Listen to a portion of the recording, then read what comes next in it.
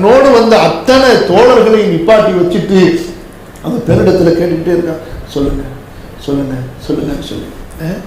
அதிலே ஒருவர் கோபித்து கடிந்து கொண்டார். இந்த ஒரு கிழமைக்காக வேண்டி, அரபில் அந்த வார்த்தை அவருக்கு தெரியாது, யாரு அந்த பெண்ணு யார் என்று அவருக்கு தெரியாது. அவரை பொறுத்தவரை ஒரு வயதான மூதாட்டி, ஒரு வயதான மூதாட்டிக்காக வேண்டி இப்படி மக்களை எல்லாம் நீங்கள் எதிர்பார்க்க வைத்து விட்டீர்களே அமீருல் முஃமினீன் அவர்களே, ஹபஸ்தன்னா ஸஅலா ஹாதிஹில் அஜூஸ். உமர் ரலியல்லாஹு அன்ஹுடைய பதில் எப்படி இருந்துச்சு?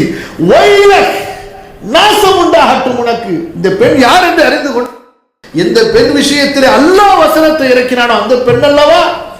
இவர்கள் என்னை இரவு வரை நிறுத்தி வைத்திருந்தாலும் மா ஃபாரத்துஹா, இவர்களை விட்டு நான் பிரிந்து சென்றிருக்கமா, அனுமதி கேட்டிருக்கமா. அப்ப கண்ணியத்திற்குரியவர்களே, சஹாபாக்களை நாம் அப்படித்தான் அங்கீகரிக்க வேண்டும், ஏற்றுக்கொள்ள வேண்டும். அவர்களுக்காக துஆ செய்ய வேண்டும்.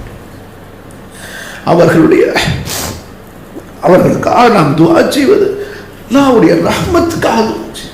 நீங்க ஒவ்வொரு முறையும் ஒரு சஹாபியுடைய பேரை ரலியல்லாஹு அன்ஹு சொல்லும் பொழுது அல்லாஹ் உங்களுக்காக அவனுடைய பொருத்தத்தை இருக்கலாம்.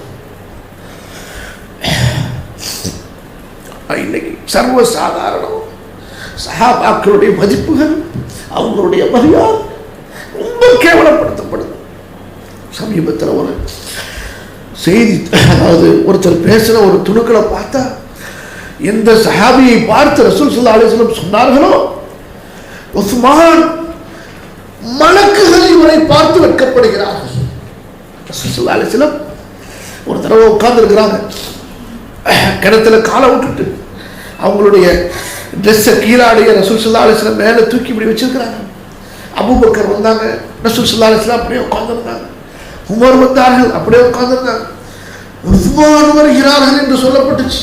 உடனே ட்ரெஸ் எல்லாம் சரி பண்ணிட்டு ரசூல் ஸல்லல்லாஹு அலைஹி வஸல்லம் உட்கார்ந்தாங்க.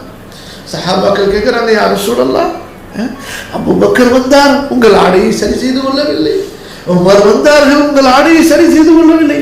உஸ்மான் வந்தார், இப்படி பேணுதலாகி விட்டீர்களே என்று சொன்ன உடனே ரசூல் ஸல்லல்லாஹு அலைஹி வஸல்லம் சொன்னார்கள், அந்த மனிதரை பார்த்து நான் எப்படி வெட்கப்படாமல் இருக்க முடியும்? மலக்குகள் அவரை பார்த்து வெட்கப்படுகிறார்களே. இப்படிப்பட்ட சிறப்புடையவர்கள்.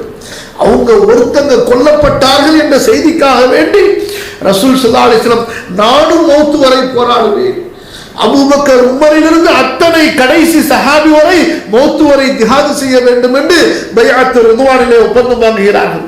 யாருக்காக வேண்டி?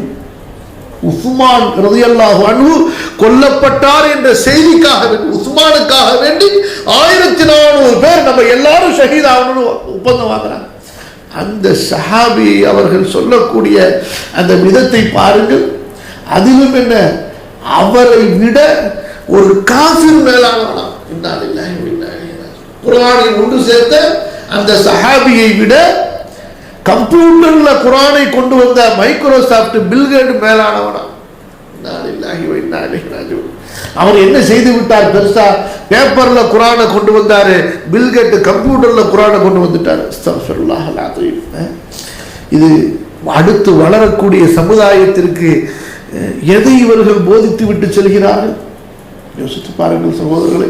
அதனால இந்த விஷயத்தை யாரும் ரொம்ப சாதாரண ஏதோ அவர் கருத்து அவர் பேசுறாருன்னு எடுத்துக்கொள்ளாதீங்க. குஃபுர்கள் ஷிர்க்குகள் விதைக்கப்படுகின்றன சகோதரர்களே. அல்லாஹ் ரப்பல் ஆலமீன் நம்மை பாதுகாப்பானாக. அஸ்தக்ஃபிருல்லாஹ் அல்-அஸீம் லி வ லக்கும் ஃபஸ்தக்ஃபிருஹு இன்னஹு ஹுவல் கஃபூருர் ரஹீம்.